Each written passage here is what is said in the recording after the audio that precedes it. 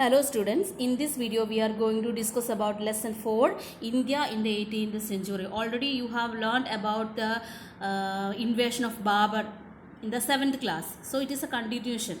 Okay, and here we are going to study about mainly the causes of decline of the Mughal Empire, then Aurangzeb's unwise policies, then role of the nobles, then important regional powers of the 18th century. These are the things we will discuss in this lesson. So in the introduction part we can see that what are the situations or what are the causes for the decline of the Mughal Empire. The Mughal Empire flourished under the greater Mughals or under the great Mughals. The first of whom was Babur and last was Aurangzeb.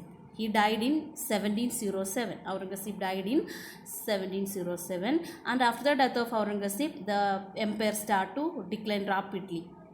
Okay, then the mid 18th century, the Mughals, the Marathas and the English East India Company were the chief contenders for political supremacy in India. By the end of the 18th century, the British emerged victorious and brought large parts of India under their control because the Mughal Empire, it declined.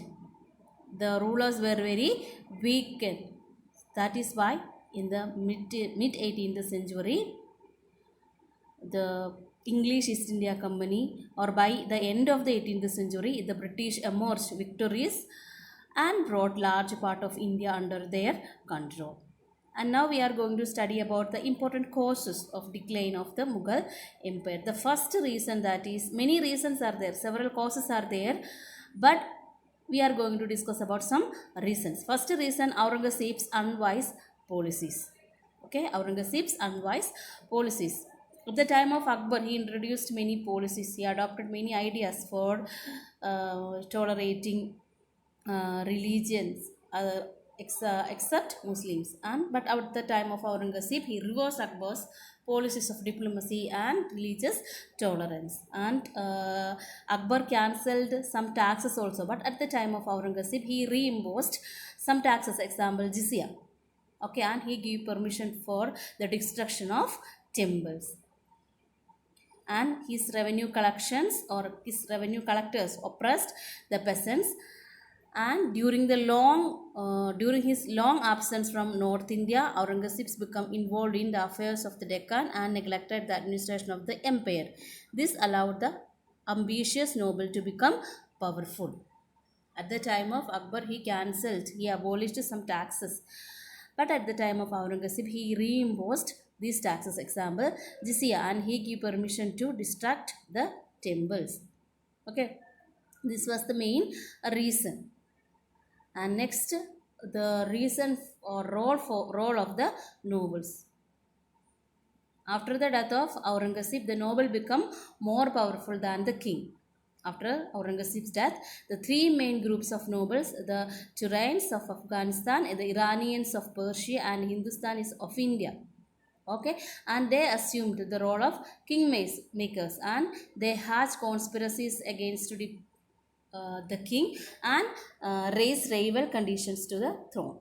The frequent changes of rulers caused political instability and disallowed provinces to break away and also attracted foreign invasions. After the death of Aurangzeb, the kingdom or the nobles, they become more powerful and they capture many areas, and the frequent changes of rulers caused political instability, and this allowed the province to break away and also attracted foreign invasions.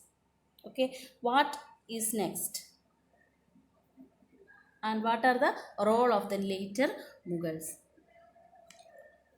After the death of Aurangzeb, many rulers were there. So Aurangzeb's successors called later Mughals. Example, some names are here mentioned in your book: Bahadur Shah first, Jahandar Shah, Farokh Shiar, and Muhammad Shah. The later Mughals, they were not as capable as the greater Mughals, and under them the Mughal Empire broke up and Mughal rule ultimately ended in 1857. The later Mughals, they were very weak. Some names also there: Bahadur Shah first, Jahangir, Jahandar Shah, Farooq Shah, and Muhammad Shah, etc. etc. They were very weak rulers. Under these rulers, the Mughal Empire broke up. The Mughal rule ultimately ended in 1857. Okay, and the breaking up of the empire during at the time of Muhammad Shah's reign, some nobles they established state, and these states they were free from Mughal control, and some of these states were economically and culturally prosperous and had a strong army also, and they failed to unite against invaders. During Muhammad Shah's reign, many nobles, strong nobles, they made their own states, and these states they were free from the Mughal control, and they maintained their own army. However, they failed to unite against invaders. First, we will discuss about Bengal.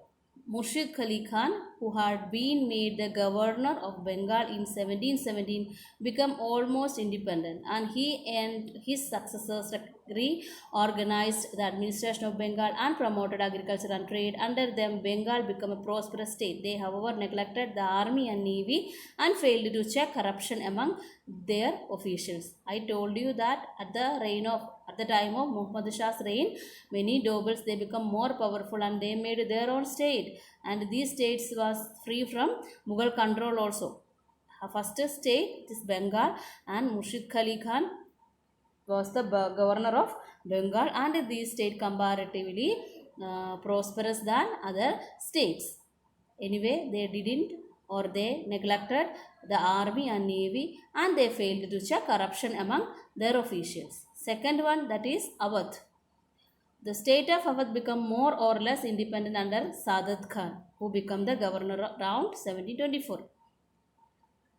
And Sadat Khan and his successors introduced many administrative reforms, and a new form of architecture based on the Mughal style developed in his time, which is best represented in the Imambara at Lucknow. Next state is Hyderabad.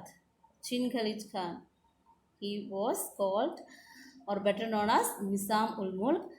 Okay, and he crushed the rebellious chiefs, and the state of Hyderabad progressed under his administration. Next state, that is Jaipur. Jaipur, the Rajput state of Amber rose to prominence under Savai Raja Jai Singh. Jai Singh founded the city of Jaipur and made it a center of art, science, and learning. Okay.